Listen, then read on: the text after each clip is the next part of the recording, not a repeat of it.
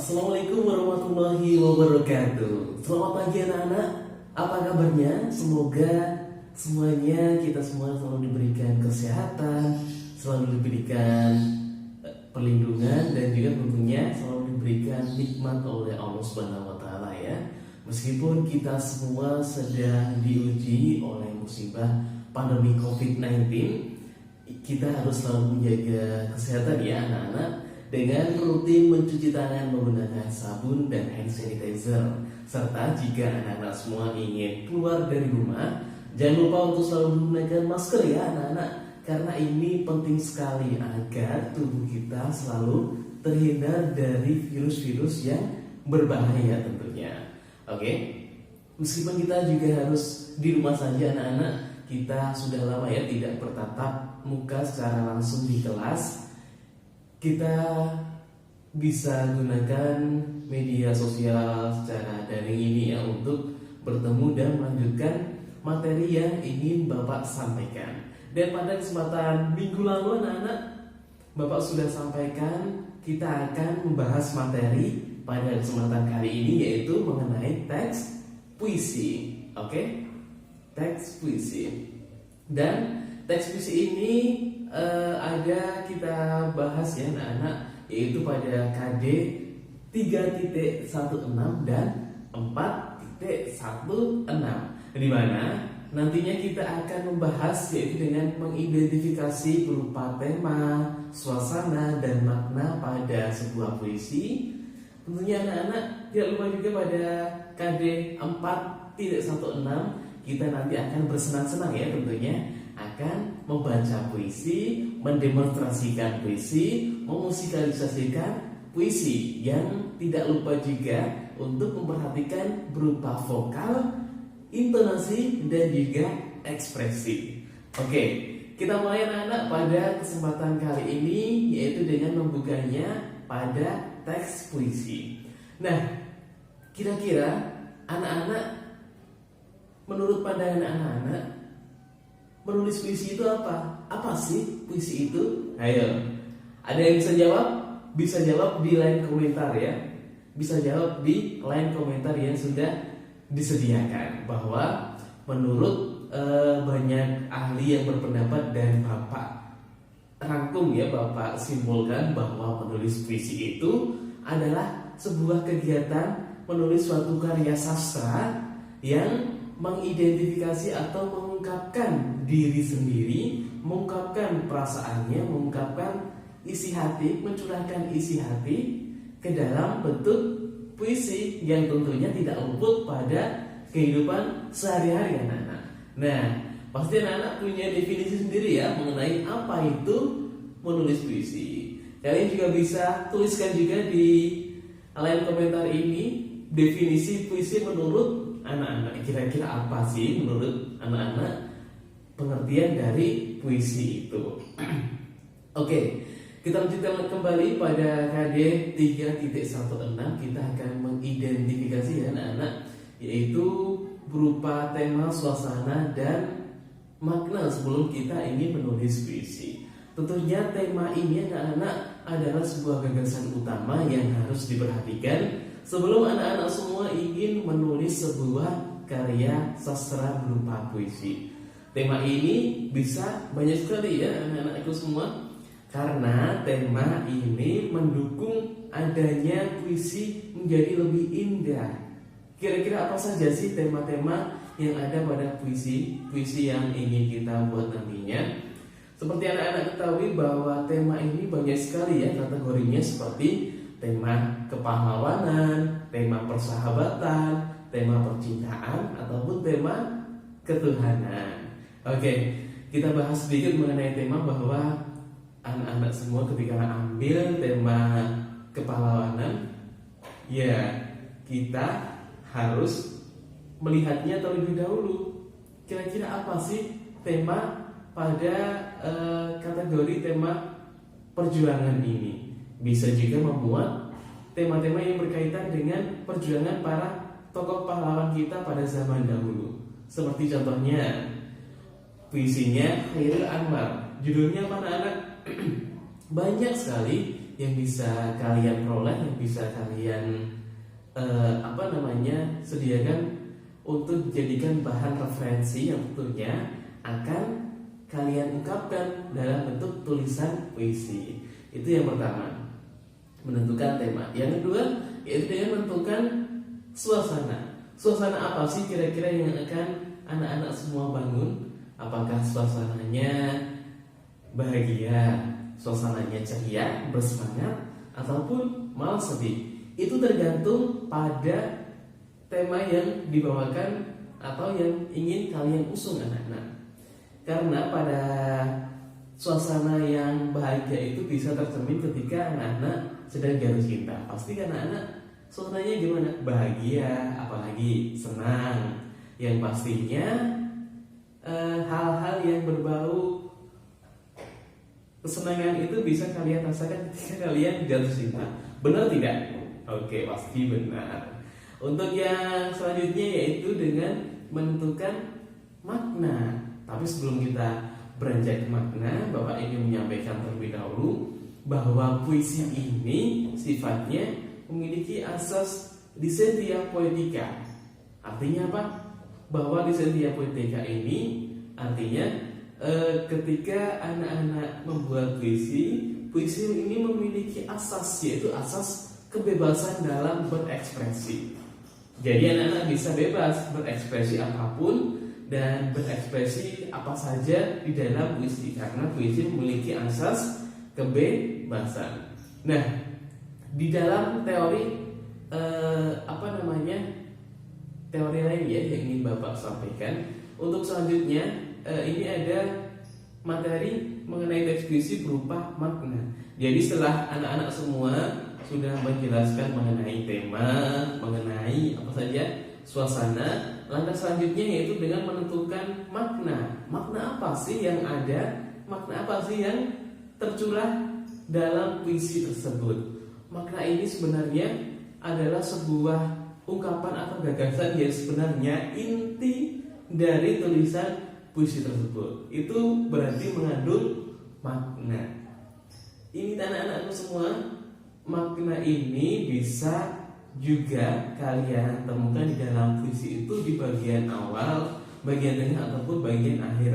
Memang banyak sekali makna yang tersirat maupun tersurat ya pada sebuah puisi.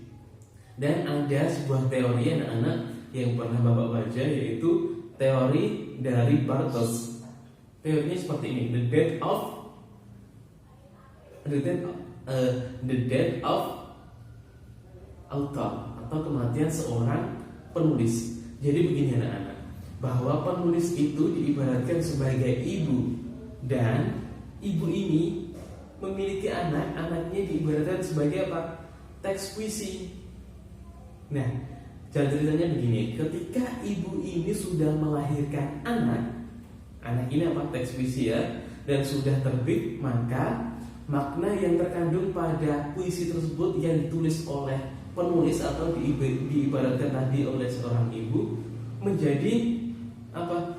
Menjadi maknanya dibawa oleh pembaca.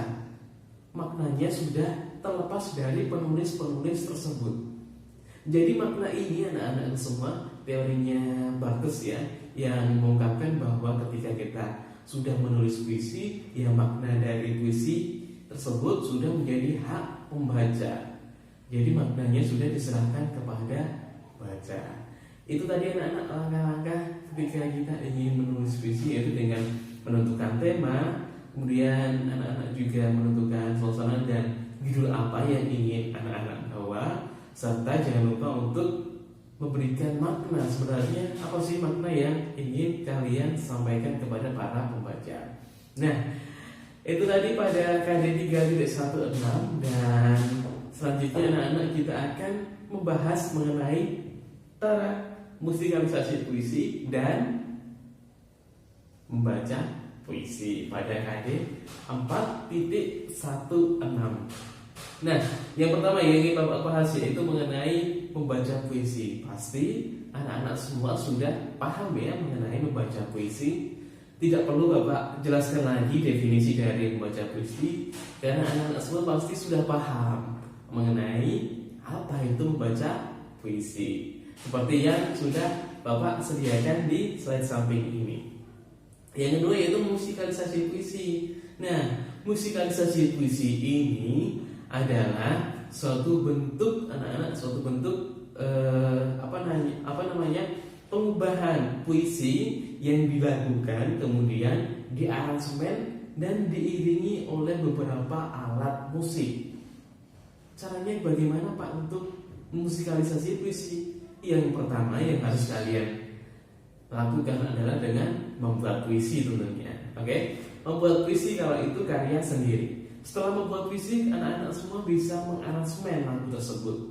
Lagu diperoleh dari puisi-puisi tersebut. Setelah itu, setelah kalian aransemen, kalian jadikan sebuah musik sesuai dengan apa yang sudah disampaikan, ingin disampaikan kepada para pembaca atau para penyimak atau orang-orang yang ingin melihat. Itu dengan apa? Dengan menentukan beberapa hal yang sudah disampaikan tadi, seperti menentukan tema, suasana, dan juga makna. Untuk yang kedua yaitu membaca puisi yang nantinya akan anak-anak lakukan di depan kelas. Pastinya sangat menarik ya anak-anak, ketika nanti sudah insya Allah pembelajaran kita normal, kita akan membacakan puisi, mendemonstrasikan puisi di depan kelas. Yang harus diperhatikan ketika kita ingin membacakan puisi adalah yang pertama vokal yang harus diperhatikan. Apa sih vokal itu? Nah, vokal ini adalah berupa kata-kata yang dilontarkan anak-anak semua ketika membaca puisi. Ya harus jelas, tidak berbelit-belit seperti penyebutan a, i, u, e, o.